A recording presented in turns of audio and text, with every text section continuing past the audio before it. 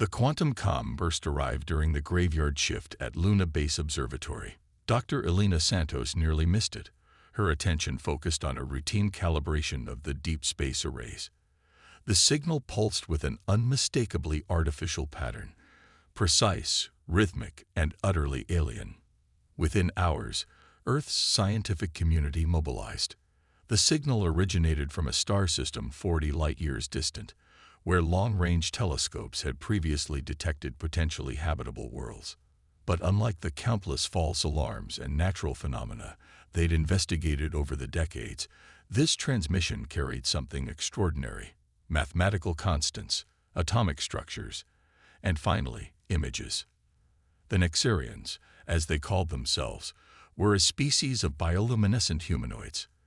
Their civilization had achieved interstellar travel centuries ago, but chose to expand slowly, prioritizing cultural and scientific development over territorial growth. Their message was simple: they had observed humanity's rapid technological advancement and offered friendship. The following months transformed human society. The Nexarians shared their knowledge freely, helping humanity perfect fusion technology, develop more efficient space drives, and understand the fundamental principles of quantum engineering.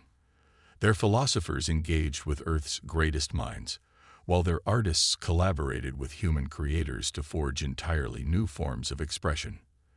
"They're everything we hoped first contact would be," Elena remarked to her colleague, Dr. James Chen, as they reviewed the latest data transmission from the Nexarian homeworld. "Peaceful, advanced, willing to help us grow at our own pace." James nodded, but his expression remained guarded. "Almost too perfect, don't you think? The galactic hegemony can't be happy about this."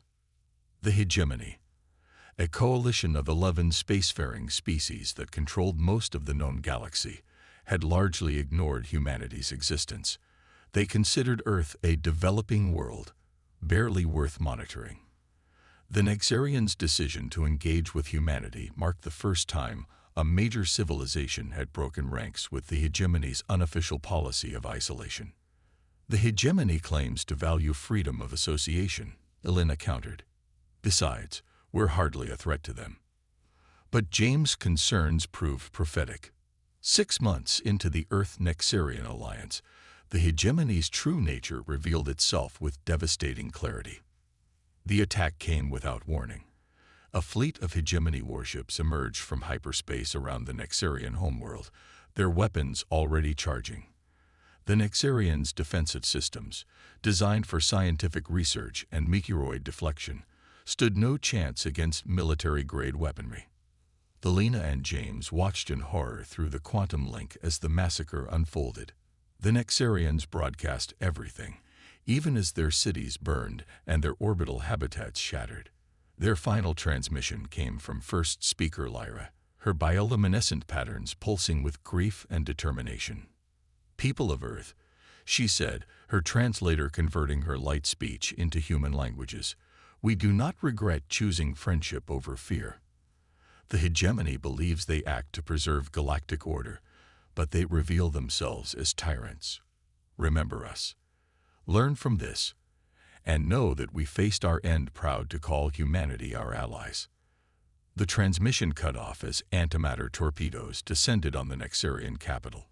60 billion lives snuffed out in less than a day. The hegemony's message to Earth arrived hours later, delivered by a small automated probe. "Let this serve as a lesson." The text-only communication stated, "Know your place in the cosmic hierarchy. Return to your solar system." Further attempts to establish relations with advanced civilizations will be met with similar consequences. They expected humanity to retreat in fear, to abandon any dreams of joining the galactic community, to accept their role as primitive observers, grateful for being allowed to exist at all. They didn't know about the Artemis Protocol. In the decades since discovering the first evidence of alien civilizations, humanity had quietly prepared for the worst even while hoping for the best. Deep beneath the lunar surface and inside asteroids throughout the solar system, automated factories had steadily produced warships incorporating theoretical technologies the humans weren't supposed to understand yet. The public saw only civilian space development, research vessels, mining platforms, and colony ships. They never knew about the quantum weaponry, the dark matter drives, or the artificial intelligence systems designed specifically for space warfare. General Sarah Martinez stood before the United Earth Council 24 hours after the Nexarian genocide. Her presentation was brief and to the point. The hegemony believes they've encountered another primitive species too frightened to challenge their authority, she said, bringing up a hologram of humanity's hidden fleet. They're about to learn how wrong they are. We have 500 warships ready for immediate deployment, another 1,000 in final assembly. Our technology may not match theirs in all areas, but we have advantages they don't expect. Such as? Asked the council president. Martinez's smile was grim. They've never fought a real war. Their society has been stable for so long that they've forgotten what it means to face an enemy with nothing left to lose. But humanity, we remember every conflict, every battle, every hard lesson paid for in blood. It's all coded into our military doctrine.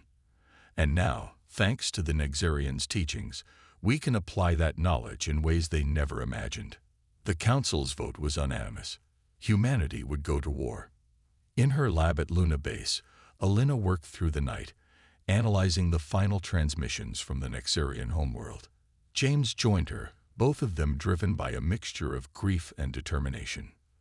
The hegemony thinks they've preserved their perfect order, Alina said, her voice thick with emotion. But they just guaranteed its destruction. We're not going to cower in our solar system. We're going to show them exactly why you shouldn't underestimate a species that spent its entire history learning how to fight. James placed a hand on her shoulder. The Nexarians believed in peaceful cooperation. Are we betraying their memory by choosing violence? Alina shook her head. They believed in friendship, justice, and standing up for what's right. The best way to honor them is to ensure no other species suffers their fate. She brought up a star chart marking hegemony territory. They thought they were teaching us about the universe, but we're about to teach them something far more important. What's that? That humanity's greatest strength isn't our technology or our numbers. Alina's eyes hardened as she studied the map. It's what we do when someone hurts our friends. Throughout the solar system, humanity's hidden fleet emerged from its secret harbors. On Earth, recruitment centers were flooded with volunteers. In laboratories and factories, scientists and engineers worked around the clock to integrate Nexarian insights with human military technology. The hegemony had meant to teach humanity a lesson about power. Instead, they were about to learn one about consequences. 3 days after the Nexarian genocide, the hegemony discovered that fear could work both ways. The first sign that humanity wasn't following their expected script came when hegemony border stations began detecting quantum anomalies. Their sensors registered thousands of micro-tears in spacetime, lasting milliseconds before vanishing. The hegemony's scientific council dismissed these readings as instrument errors. They were wrong. Admiral Victor Chen watched from the bridge of the EFSS Prometheus as his stealth probes mapped hegemony defense networks. The quantum distortions were deliberately engineered, a side effect of human reconnaissance drones using modified Nexarian phase shift technology to penetrate deep into enemy territory. Mapping complete, Admiral, reported Lieutenant Sarah Wong, her fingers dancing over holographic controls. We've identified 37 major military installations, 15 shipyard complexes, and 22 command and control centers within striking range. Victor studied the tactical display, his expression neutral. Decades of military service had taught him to channel anger into strategy, and their response to the anomalies: minimal. They've increased sensor suites but haven't altered their defense posture. They still believe we're confined to our solar system, licking our wounds. Good. Victor opened a secure channel to the rest of the fleet. 500 warships, hidden in the void between stars, awaited his orders. All vessels, synchronize targeting data. We strike in 12 hours. The Prometheus's bridge crew worked with quiet efficiency, but Victor sensed their underlying tension. Many had formed close friendships with Nexarian scientists and scholars during the brief alliance. The images of their allies' destruction were still fresh, raw wounds in their collective psyche. Meanwhile, at the Lunar Scientific Complex, Elena Santos and James Chen made a breakthrough that would change the course of the coming war. They'd been analyzing the final moments of the Nexarian transmission when Elena noticed something extraordinary. "James, look at this." She highlighted a section of data that seemed corrupted at first glance. The Nexarians weren't just broadcasting their destruction. They were sending us everything: weapons frequencies, shield harmonics, tactical databases.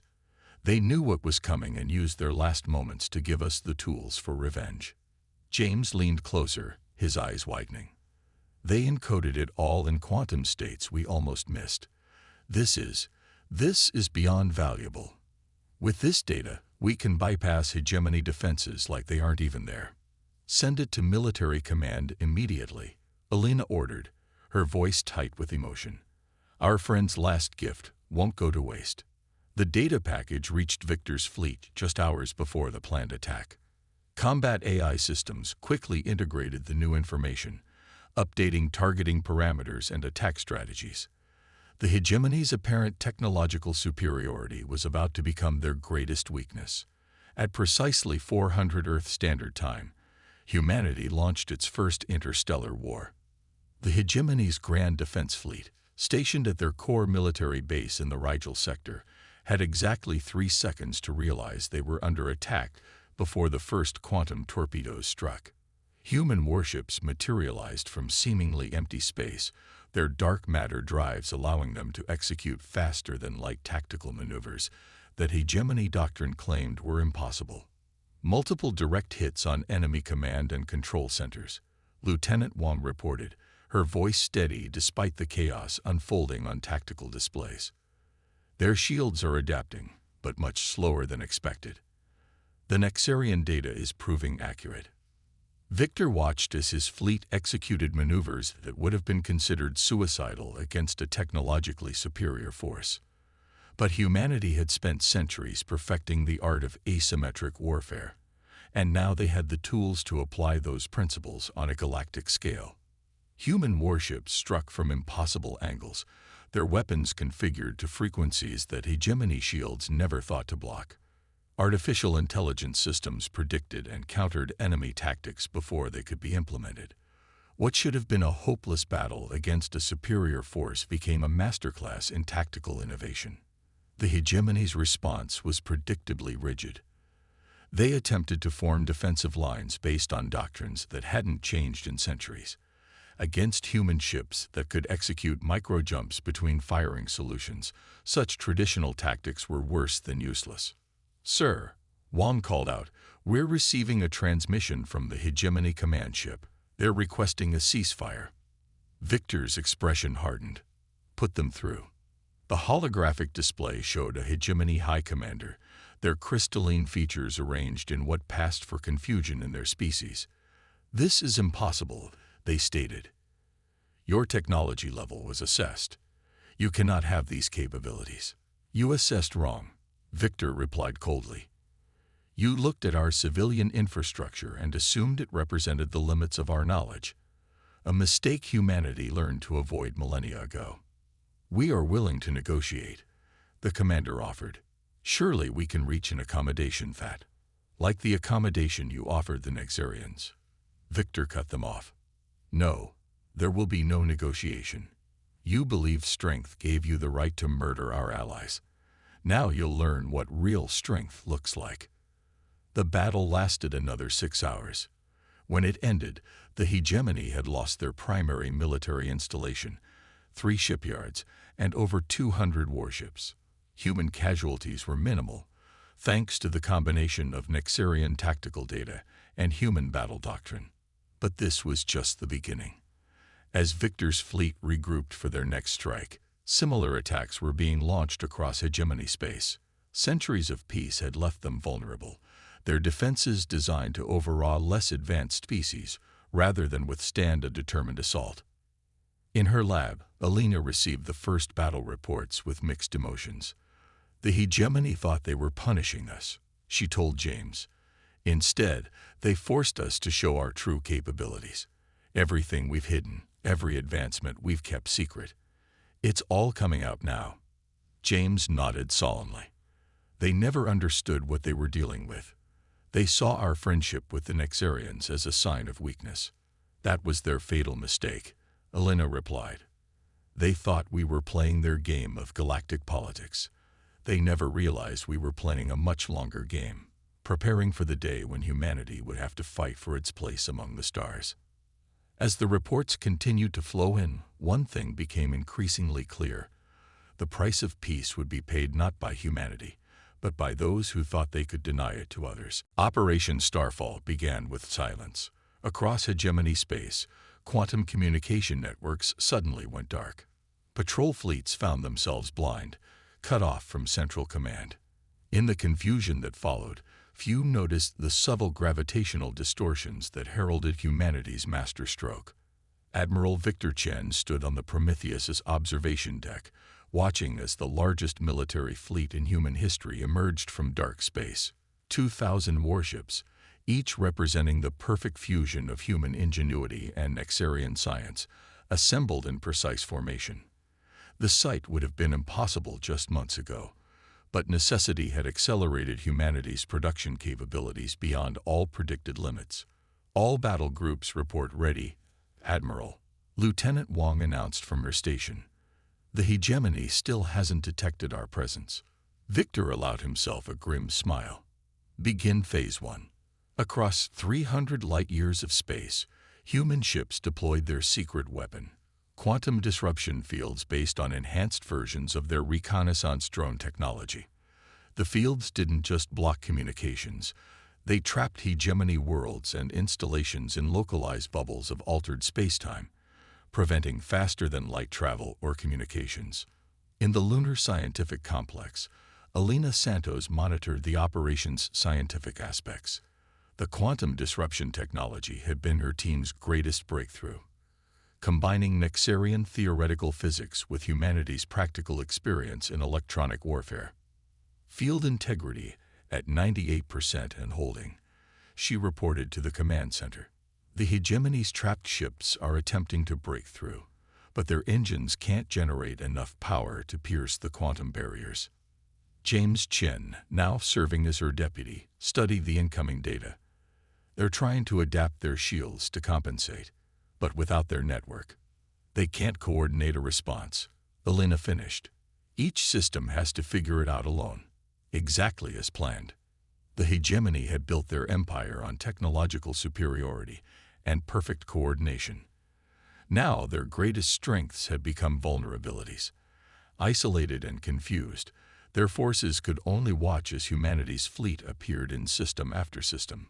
Victor's first target was the hegemony's primary shipyard at Epsilon Eridani.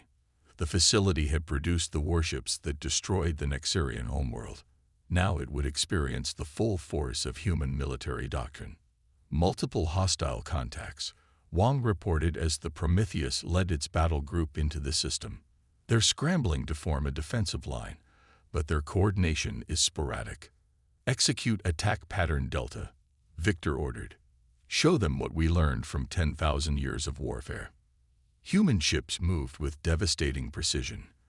While the hegemony relied on sophisticated but predictable tactical algorithms, human commanders employed strategies drawn from every military engagement in Earth's history.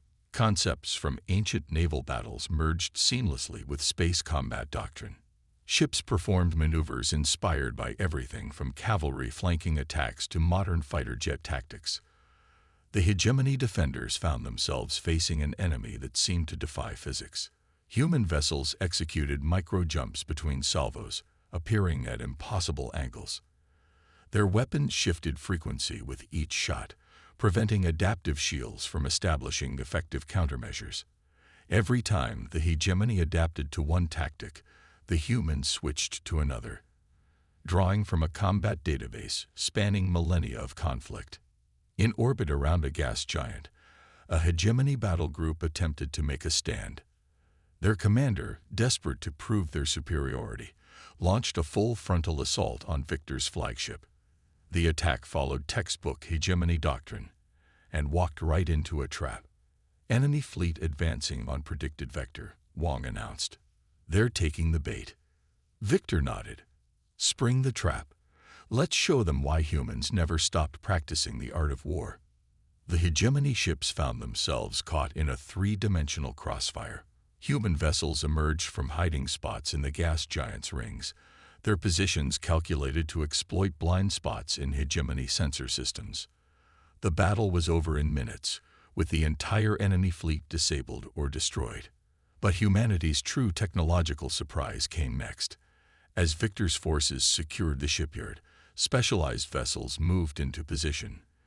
These ships carried something the hegemony had thought impossible: controlled artificial singularities. Initiating containment breach, Elena reported from Luna Base, targeting their primary manufacturing facilities. The artificial singularities were deployed with surgical precision, their gravitational fields carefully calibrated. Instead of destroying the shipyard outright, they systematically dismantled it, pulling apart the massive structure piece by piece. The hegemony would find no salvation in rebuilding their forces. As reports of victory flooded in, James approached Elena with a troubling discovery. "We've decoded more of the Nexarian data," he said quietly. "There's something you need to see." Elena followed him to a secure terminal, where fractured data streams painted a disturbing picture. The Nexarians hadn't just been peaceful scientists. They'd been gathering intelligence on the hegemony for centuries. Their choice to contact humanity hadn't been random. They knew, Elena whispered, reading through the decoded files. They knew humanity would eventually have to confront the hegemony. Everything they shared with us, every technological insight, they were preparing us. James nodded solemnly. The hegemony's peace was built on suppression and fear. The Nexarians sacrificed themselves to give us the tools to end their tyranny. The revelation added new weight to their mission. Humanity wasn't just avenging allies. They were fulfilling a trust placed in them by a species that had seen their potential and chosen to invest in it, even at the cost of their own existence. On the Prometheus, Victor received Elena's report with grim satisfaction. "Send word to all fleet commanders," he ordered. Operation Starfall enters its final phase. The hegemony thought they could maintain order through fear and technological superiority. Time to show them what real power looks like. The power of a species that never forgot how to fight for what matters. As his words spread through the fleet, human warships prepared for their final push toward the hegemony's capital worlds. The message was clear. The age of unchallenged authority was over. A new order was coming. One forged in the crucible of humanity's determination to honor their fallen friends and reshape the galaxy into something better. The holographic display in the hegemony's central archive depicted humanity's early space exploration efforts. Clumsy chemical rockets, primitive space stations, and tentative steps toward their nearby planets. The High Council had watched these recordings countless times since the war began, searching for answers. How had they misread humanity so completely? Supreme Counselor Vaxtur replayed the section showing Earth's first Mars landing. Everything we observed suggested a species barely capable of interplanetary travel. They said, crystalline features reflecting the hologram's light. Yet now they command technologies that rival our most advanced developments. How? The answer lay buried in humanity's past, in decisions made long before they reached for the stars. 20 years earlier, in a classified facility beneath the Mariana Trench, Dr. Marcus Jung had presented a radical proposal to Earth's combined military leadership. "The galaxy is populated," he explained, pointing to early astronomical observations, "and advanced civilizations will inevitably view us as either a threat or an opportunity. We need to control that first impression." His solution became known as the Janus Protocol, named after the two-faced Roman god. While humanity's public face would show gradual, methodical progress in space exploration, a hidden program would pursue aggressive military and technological development. In her lunar lab, Elena Santos accessed these classified files for the first time, her security clearance finally high enough after the war began. It was all planned, she told James, scrolling through decades of carefully orchestrated deception. Every public failure, every seemingly primitive design choice, it was theater. The files revealed a staggering scope of misdirection. Those chemical rockets, they carried classified payloads that established the foundations of humanity's quantum detection network. The primitive space stations, they housed sophisticated research laboratories beneath their basic exteriors. Even the Mars colonies, showcased to the galaxy as humanity's greatest achievement, concealed massive military production facilities in their underground levels. The Artemis Protocol wasn't just a contingency plan, Elena realized. It was the culmination of a strategy decades in the making. We needed potential enemies to underestimate us, to give us time to prepare. James studied the technical specifications of Earth's hidden fleet. The hegemony's own arrogance made them perfect targets for this deception. They were so convinced of their superiority that they never questioned their assumptions about us. On the Prometheus, Admiral Chen received regular updates as human forces systematically dismantled the hegemony's power structure.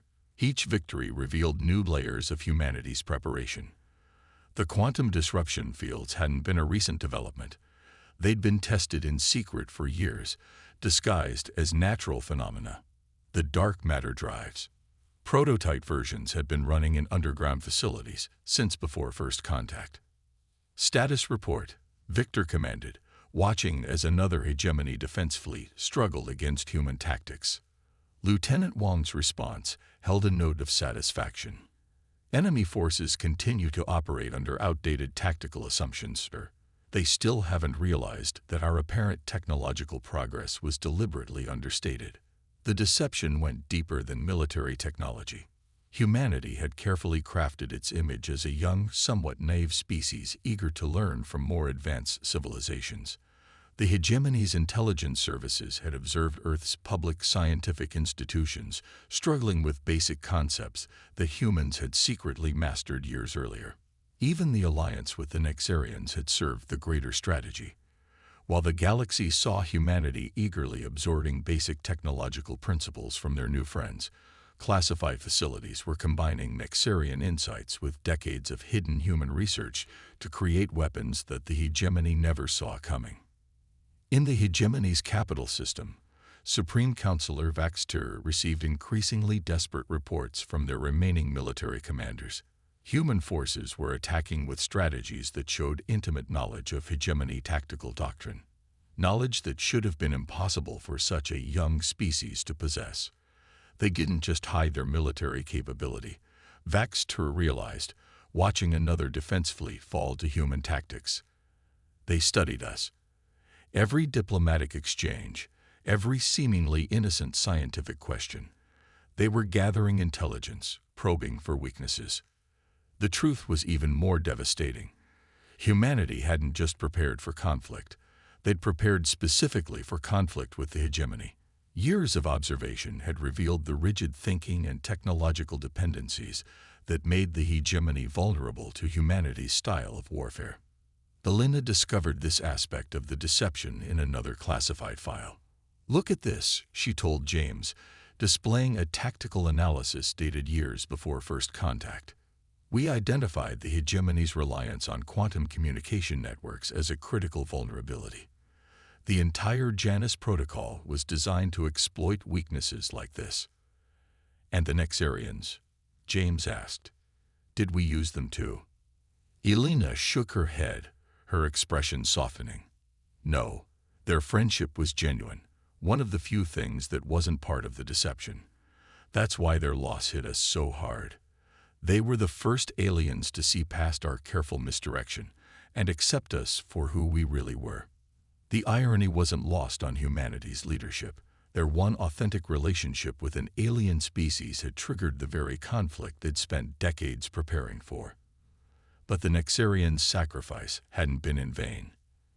It had given humanity the moral clarity to unleash their full capabilities without hesitation. Admiral Chen reflected on this as he reviewed plans for the final offensive against the hegemony's capital. They thought they were teaching us a lesson about power, he told his staff. Instead, they're learning one about perception. Sometimes the most dangerous enemy isn't the one who shows their strength, but the one who knows how to hide it.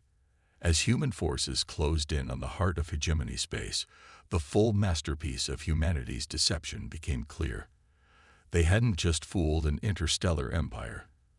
They'd manipulated that empire into creating the perfect conditions for its own defeat. The art of deception, it turned out, was humanity's greatest weapon. Not because of the technologies they'd hidden or the strategies they'd concealed, but because they understood something the hegemony never had. True strength lies not in what you show your enemies, but in what you make them believe about themselves. The fall of the hegemony's capital world didn't come with a grand battle or a desperate last stand. Instead, it ended with a quantum transmission, a simple message broadcast on all frequencies. We surrender unconditionally. Admiral Victor Chen stood on the Prometheus's bridge, watching as hegemony defense platforms powered down one by one. Around him, his crew maintained their professional demeanor, but he could sense their collective relief. After 3 months of continuous combat, the war was finally over. Confirmed shutdown of all military installations in the system, Lieutenant Wang reported. Hegemony civilian government is requesting terms. Victor nodded slowly. Tell them our diplomatic team will arrive in 6 hours. And Sarah, he turned to his trusted officer. Thank you for everything. In the following days, representatives from Earth arrived to begin the complex process of reshaping galactic society. But humanity's victory brought with it an unexpected challenge. The power vacuum left by the hegemony's collapse threatened to destabilize dozens of worlds and species. Dr. Elena Santos found herself at the center of these discussions. Her scientific expertise now turned toward a different kind of problem. In a converted Hegemony Council chamber, she presented her findings to Earth's leadership and representatives from former hegemony worlds. The Nexarians didn't just give us technical data, she explained, displaying complex quantum calculations. They left us a blueprint for a different kind of interstellar civilization, one built on genuine cooperation rather than dominance. The evidence was buried in the complex mathematical patterns of their final transmission. The Nexarians had spent centuries developing theories of societal organization, studying how different species could work together despite their diverse backgrounds and capabilities. They knew they might not survive the hegemony's reaction to our alliance. Elena continued, her voice thick with emotion. But they believed humanity would understand their vision and have the strength to make it reality. James Chen, now serving as Earth's chief xenoscientific advisor, stepped forward. We propose creating a new organization, the Galactic Cooperative. Unlike the hegemony, membership will be voluntary, and technological sharing will be open and reciprocal. The proposal sparked intense debate among the assembled representatives. Some feared trading one human-dominated system for another. Others worried about maintaining stability without the hegemony's strict hierarchies. Admiral Chen, attending via quantum link from the Prometheus, addressed these concerns directly. Humanity has no desire to rule the galaxy. We proved we could defeat the most powerful civilization known to us, not because we sought power, but because we were defending a principle, the right of all species to develop and interact freely. To demonstrate their commitment, Earth made 2 unprecedented offers. First, they would share the complete database of their hidden technological developments, including the sophisticated deception mechanisms that had fooled the hegemony for so long. Second, they would submit to oversight from a council representing all member species. Trust must be earned, Victor stated firmly. We won't repeat the hegemony's mistakes by demanding it through force. In the months that followed, the galaxy underwent a transformation more profound than any military victory could achieve. Former hegemony worlds, freed from centuries of rigid control, began developing their own unique paths forward. Species that had been deemed too primitive for contact were welcomed into galactic society, their perspectives valued rather than dismissed. But humanity's most significant project focused on the Nexarian legacy. Using genetic samples preserved by science teams and data from their final transmission, Earth's best minds worked to preserve and eventually resurrect their lost allies' civilization.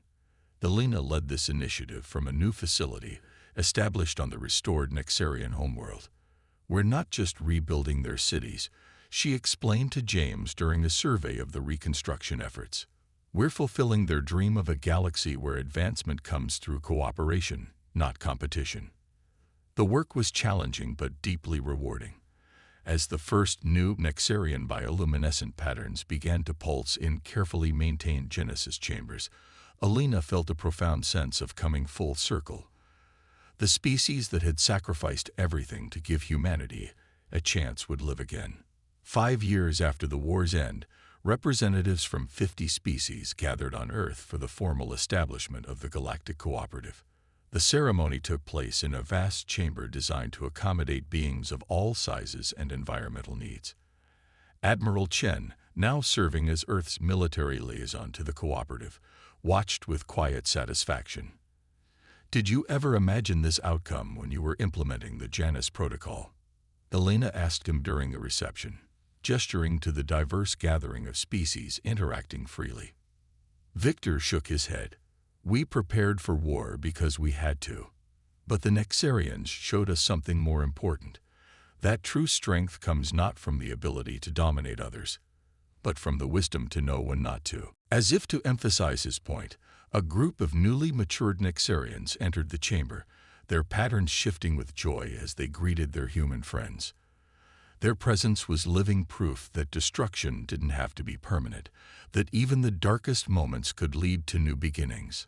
James joined them, carrying a data crystal containing the latest scientific breakthroughs from a joint human-alien research team. The hegemony feared collaboration between species would lead to chaos, he observed. They never understood that diversity breeds innovation. They saw the galaxy as something to be controlled. Elena replied, "We see it as something to be explored together." As the celebration continued, news arrived from deep space exploration teams, signals suggesting the presence of previously unknown civilizations waiting to be contacted. But this time, first contact would come not from a single species claiming superiority, but from a coalition dedicated to mutual growth and understanding. The dawn of this new era brought with it infinite possibilities. Humanity had proven itself not just as warriors capable of defeating a galactic empire, but as architects of a future where strength served wisdom and power gave way to partnership. Looking out at the Earth's night sky, now bustling with ships from dozens of worlds, Elena remembered the quantum calm burst that had started it all. "The Nexarians believed in us," she whispered, "and we proved them right." The stars seemed to shine brighter that night, as if reflecting the light of a trillion new possibilities. The age of the hegemony was over. The age of cooperation had begun.